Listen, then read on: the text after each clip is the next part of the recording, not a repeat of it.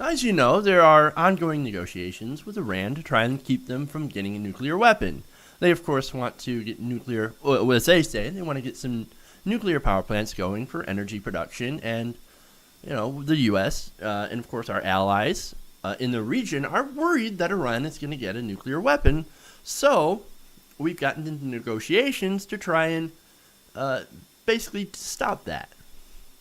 Now, during these negotiations, which are, of course, tense negotiations President Obama is having with the leaders of Iran, the president of Iran,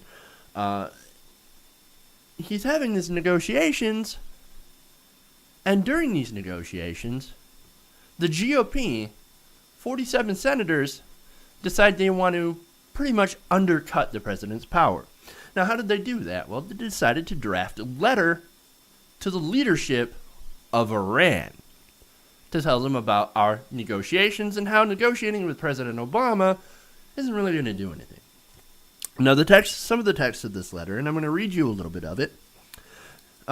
It starts off, "It has come to our attention, while observing your nuclear negotiations with our government, that you may not fully understand our constitutional system. Thus, we are writing to bring your attention to two features of our Constitution: the power to make binding international agreements and the different character of federal offices, which you should seriously consider as negotiations progress." Oh, okay, so it's under the guise of trying to teach Iran how the Constitution works. Okay, fair enough. Now, of course, they said, first, under our Constitution, the President negotiates international agreements. Congress also plays a significant role in ratifying them. In the case of a treaty, the Senate must ratify it by a 2/3 vote.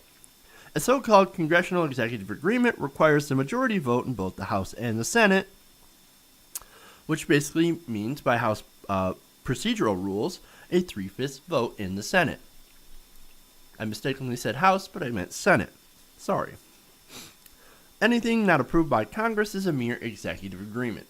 So basically what they're saying is that you need us. Any agreement you and Obama come up with, it's got to go through us, or else it doesn't mean anything. He says the president may only serve two 4-year terms, whereas senators may serve an unlimited number of 6-year terms. As applied today, for instance, President Obama will leave office in January 2017. As some right-wingers, and they might say, yeah, but he's going to try for a 3rd term. Oh, of course, right? While most of us remain in office well beyond them, perhaps decades. Basically pointing out that, hey, Obama's not going to be here for very long. So if you make a deal with him, it might not matter because we're still going to be here and we can shut this whole thing down Todd Aiken style. Okay, fascinating. Now, the open letter continues. We would consider any agreement regarding your nuclear weapons program that is not approved by Congress as nothing more than an executive agreement between President Obama and Ayatollah Khomeini. The next president could revoke such an executive agreement with the stroke of a pen, and future Congresses could modify the terms of the agreement at any time. We hope this letter enriches your knowledge. Get it? Enriches. Ha ha. Your knowledge of our constitutional system and promotes mutual understanding and clarity as nuclear negotiations progress. Sincerely, signed 47 senators, and of course it lists them off by name. Some of you might know, this was of course drafted by Senator Tom Cotton, and its signatures from Senator Orrin Hatch, Chuck Grassley, Senator Mitch McConnell, John McCain, Inhofe, Jeff Sessions, Lindsey Graham, John Cornyn, Roy Blunt, and many other familiar senators that you might know. Now, of course, this is problematic. You see, in doing this, the GOP might have actually broken the law. How so? Well, not only are they undercutting President Obama during sensitive negotiations, but they may have violated something called the Logan Act. Now, what's the Logan Act?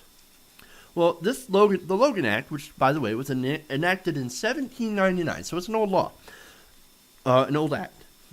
It states, any citizen of the United States, whoever he may be, who, without authority of the United States, directly or indirectly commences or carries on any correspondence or intercourse, interesting, with any foreign government or any officer or agent thereof, with intent to influence the measures or conduct of any foreign government or of any officer or agent thereof, in relation to any disputes or controversies with the United States. They tend to run on in these acts, but or to defeat the measures of the United States shall be fined under this title or imprisoned not more than 3 years, or both. Basically, if you're trying to, without the knowledge of the president or without the consent of the president, if you try to go and do negotiations or try to disrupt negotiations with another foreign power, you're in violation of the Logan Act. And the act was named after Dr. George Logan, who was a state legislator that was engaged in semi-negotiations with France in 1798 during something called the Quasi-War. Okay. Now, this brings up an interesting question. Now, trying to undercut negotiations with Iran by sending a letter to the leaders of Iran is a violation of the Logan Act, right? Or could be. What about bringing another foreign leader over here also by, to undercut President Obama or the president's negotiations with foreign power, such as bringing over the leader of perhaps Israel? Is that a violation of the Logan Act? So you not only have one possible violation, but you might have two. GOP is on a roll. And the entire intent of both is to derail these negotiations. To derail negotiations with Iran. Now, why would they want to do that? I've got a couple ideas. We all know that the Republican Party, as of right now, is made up of neocons, neoconservatives, the Bush, Cheney, Kissinger type of neocon. They love war. They love war. Why would you undercut negotiations with a foreign power unless you want it to escalate? Unless you don't want peace. If you don't want peace with Iran, best thing to do is to tell them, oh, if you make any deals with our president, as of right now, the second we get in our guy, we'll change it. Basically saying that if you make a deal with us, with President Obama, we're not going to honor it. So you might as well just not make the deal after all. And then we can bomb you later. That's what it's leading to. That's what they want to do so badly. And look, I don't like Iran. I don't like Iran's government. Right? But I think diplomacy right now is the way to go. To keep them from getting a nuclear weapon. Diplomacy is our best shot. But these neocons, they don't want that. They want war with Iran. They want to bomb Iran. And they also want to play politics and make the president look bad. To undercut anything President Obama is trying to do. Everything. They want to stop him from doing anything. And that includes making peace.